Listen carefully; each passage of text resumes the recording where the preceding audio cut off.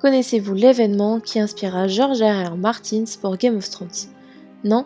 Alors installez-vous confortablement, prenez de quoi boire et manger, et c'est parti pour la guerre des Deux Roses.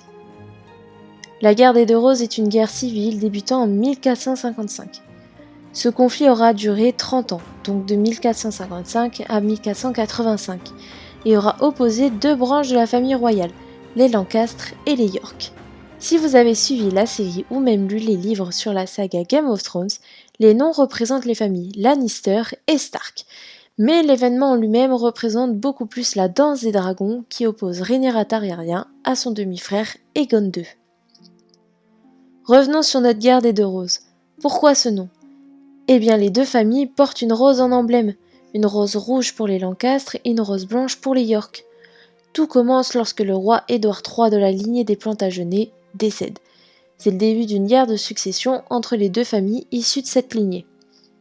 La succession commence avec Henri VI de Lancastre qui devient roi de 1422 à 1461. Le roi présente des signes de démence qui conduisent son cousin Richard York à assurer une régence. Évidemment, la reine n'est pas d'accord et essaye d'évincer ce régent. Le roi et son épouse Marguerite d'Anjou doivent faire face à Richard York et à Richard Neville, comte de Warwick, qui souhaitent donc évincer le roi. Tous les deux sont également descendants d'Édouard III. Le 22 mai 1455, le clan des York piège le roi Henri VI qui est fait prisonnier à Saint-Alban. Il sera sauvé par la reine Marguerite d'Anjou en 1460 et lors de la bataille de Wakefield, Richard York perd la vie. Nous entrons dans la deuxième partie de cette guerre civile qui oppose Édouard, le fils de Richard York, et le roi Henri VI. Eh ouais, toujours lui. Le 29 mai 1461, lors de la bataille de Taunton, Henri VI est défait. Il va alors se réfugier en Écosse, laissant Édouard York se faire couronner sous le nom d'Édouard IV. Et rebelote en 1465, l'ancien roi est retrouvé et fait prisonnier à Londres. La maison d'York semble avoir gagné, pourtant Édouard est contraint de gouverner sous la tutelle du comte de Warwick. Ce dernier souhaite une bonne épouse pour Édouard, mais il se marie en secret avec Elizabeth Woodville, ce qui provoque un gros désaccord entre les deux hommes. Il règle donc cette affaire sur le champ de bataille.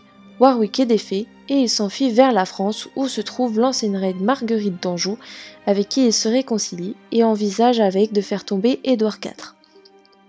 Ils y parviennent le 3 octobre 1470 et on retrouve notre bon Henri VI de retour sur le trône.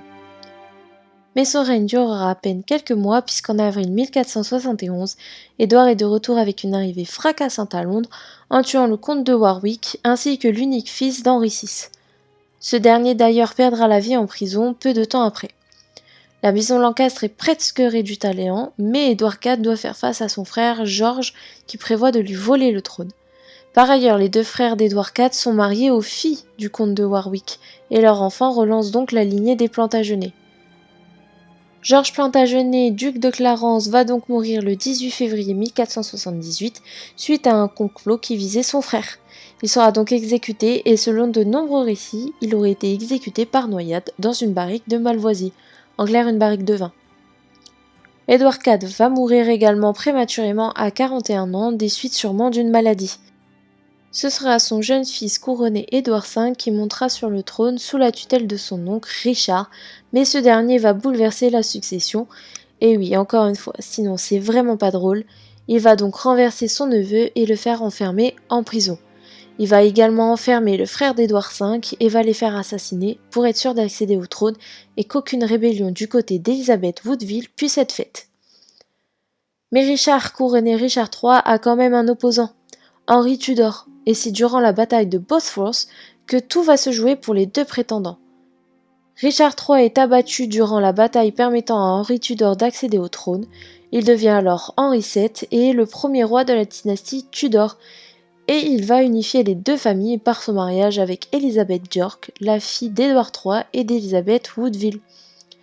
Ces affrontements fratricides entre les deux familles sonnent le glas de la dynastie Plantagenet, place à la nouvelle dynastie des Tudors qui régnera jusqu'en 1603, à la mort d'Élisabeth Ier qui meurt sans héritier et précipite la chute de la famille Tudor.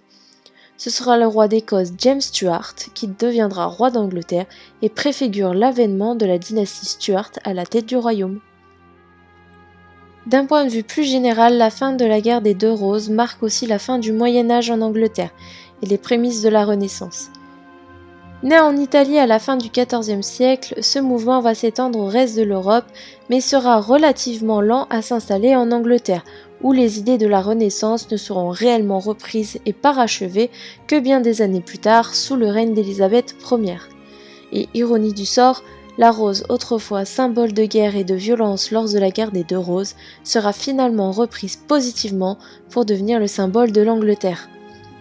La rose Tudor est aujourd'hui l'emblème traditionnel de l'Angleterre et illustre ce passage à une ère de paix et de modernité après des décennies d'affrontements.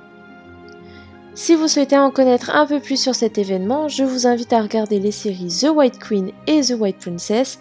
Vous avez également l'histoire de Game of Thrones qui s'en inspire beaucoup, mais Shakespeare s'est également inspiré pour écrire les chefs-d'œuvre Henri VI et Richard III.